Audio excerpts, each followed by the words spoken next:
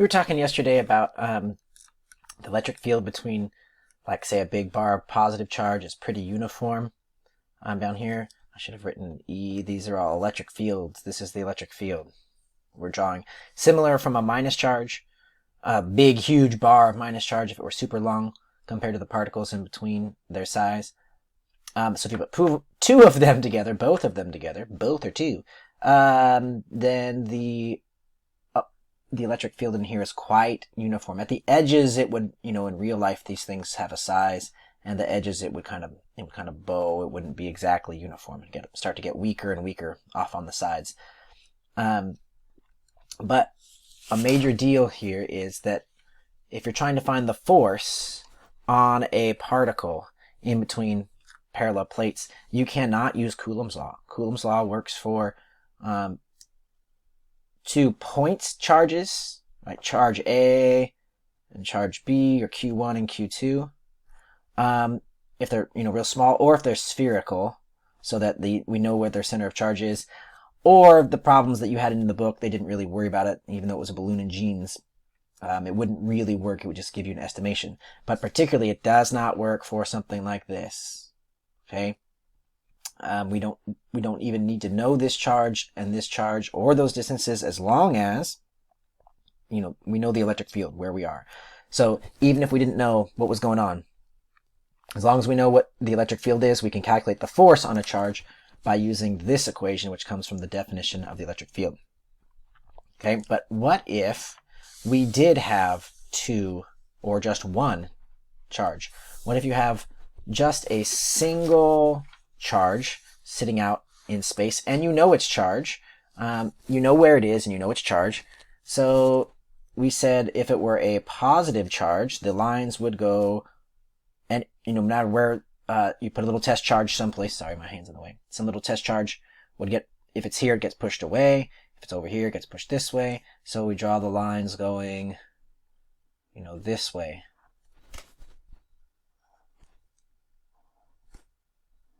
Outward. Because if you imagine a little positive charge here, say there, it would get pushed outward. So the lines all go outward. And this is just a picture, right? These lines don't exist. We could I drew 8 lines, we could draw more, but the electric field. But what we can actually do is, if we know that this is a positive charge, and we know the magnitude of its charge, we can find the electric field some spot over here. We know it would be away, but we could actually find how big the field is, like this. Okay, so suppose I want to find the electric field there, at that spot right there. Well, the electric field is defined as the force from the field on some Q naught over Q naught.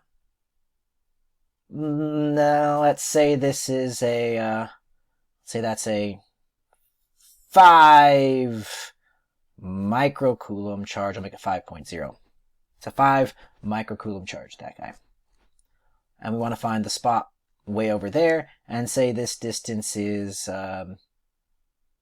actually, you know what, I'm going to change it, sorry. I'm going to make it here, right? Right there.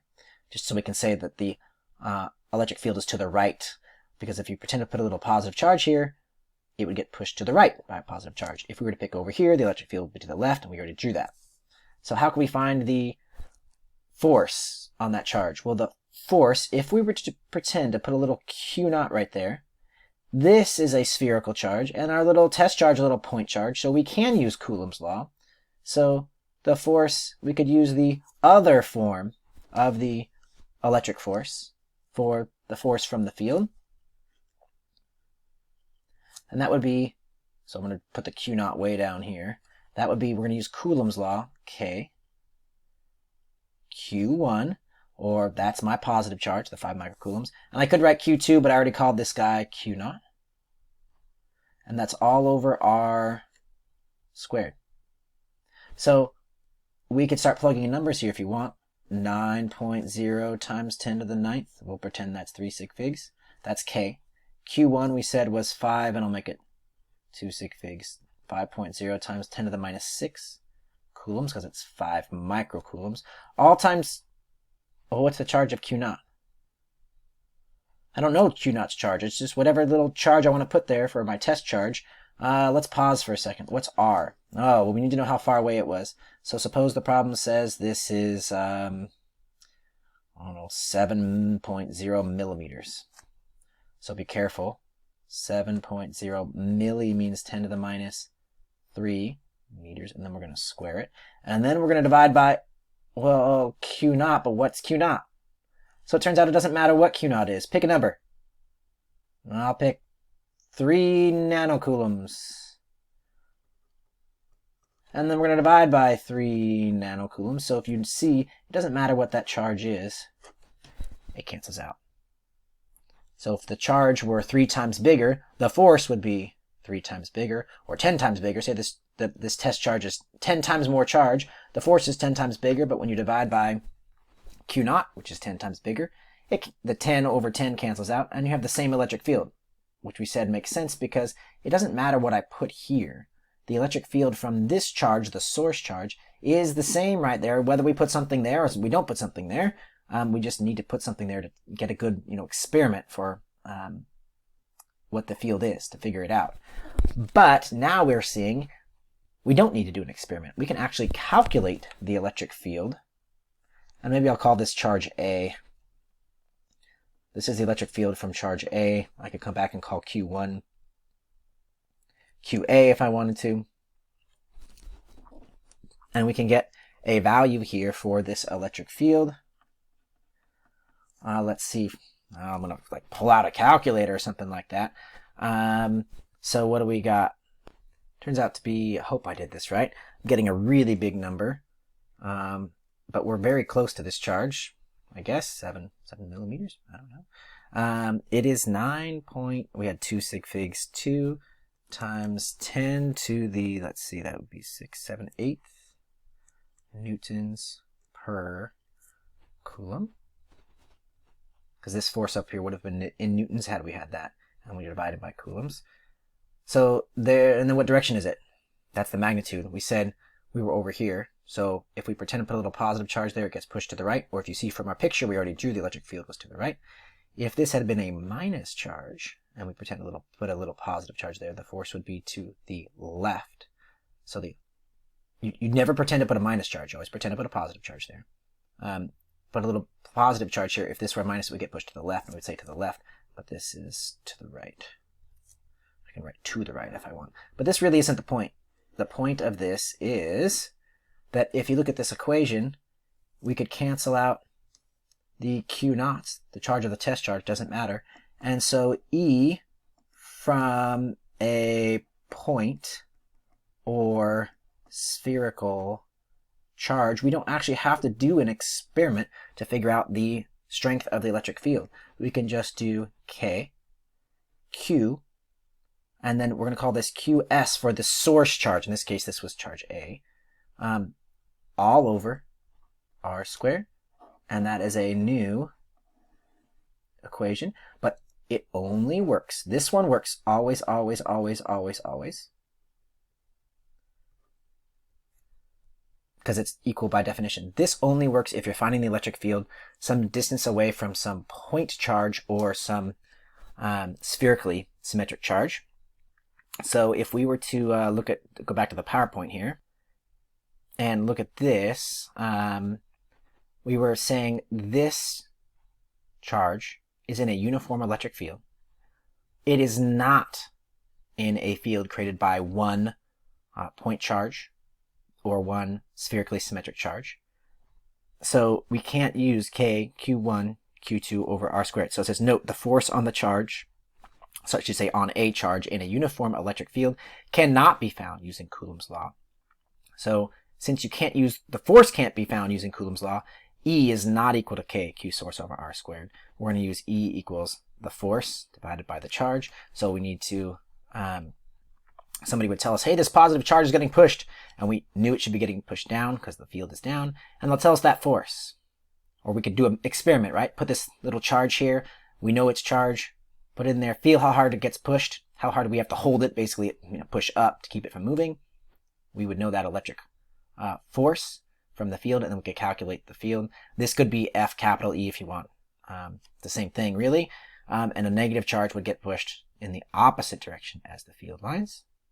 And so we have this. The electric field around a point charge or a spherical charge is E is K QS over R squared, where QS is the magnitude of the charge setting up the field. It's the one that's making the field, not the one that's feeling it, but the one creating the field that we're testing is called the source charge. R, like we had with universal gravitation, is the distance away from the charge. And then here's the note, you don't need a test charge to calculate the electric field strength around a point charge. You would need to do an experiment if it were something like, the experiment where parallel plates. Well, actually, there's another calculation we're not going to show you, we're not going to do. But if you hook up a battery to these guys, it's called a capacitor, these parallel plates. They're used in circuitry. If you hook up a battery to them, you could actually, if you knew the voltage of the battery and you know how far away these guys are, you could actually calculate this electric field. And then you could calculate the force on this guy. But we're not going to do that. So the main deal here is you have multiple equations. This one only works if it is an electric field from a point charge or a spherically symmetric charge.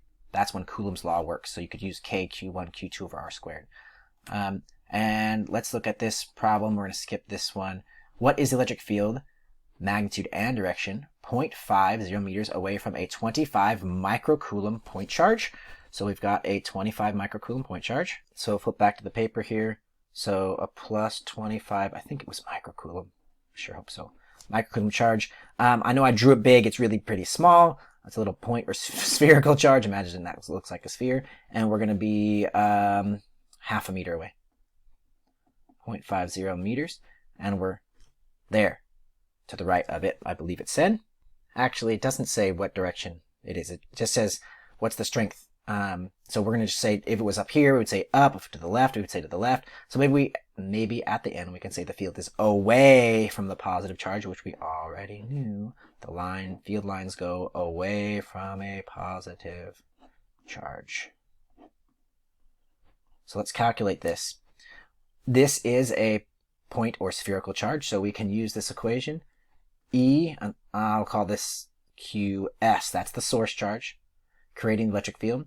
We're not even going to put anything here. We don't even have to do an experiment. We're just going to do a calculation.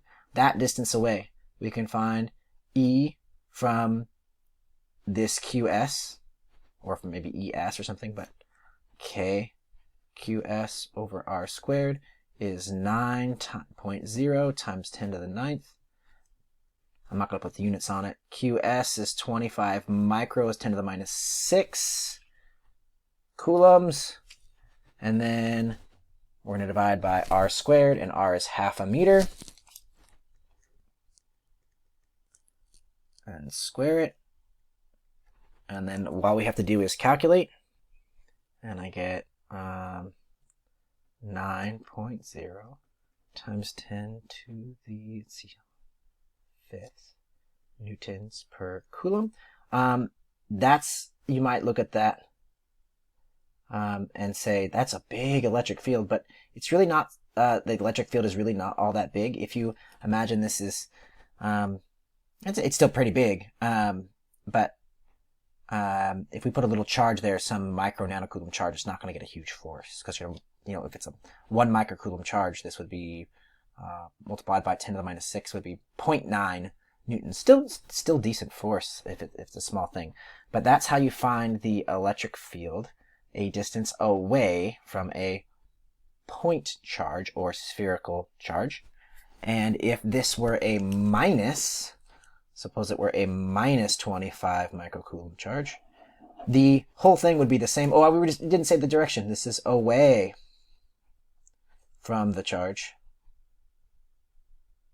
And then if it was a minus, you pretend to put like a little plus here. You get pushed inward no matter where you put the little Q naught. It would get pushed toward it. So we would say toward the charge. And that's how you find the electric field from a point or source. A point charge or spherical charge if it is your source charge.